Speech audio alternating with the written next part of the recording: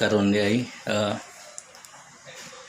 October 3, November 3, 2022. Okay, mga onda. Ako na.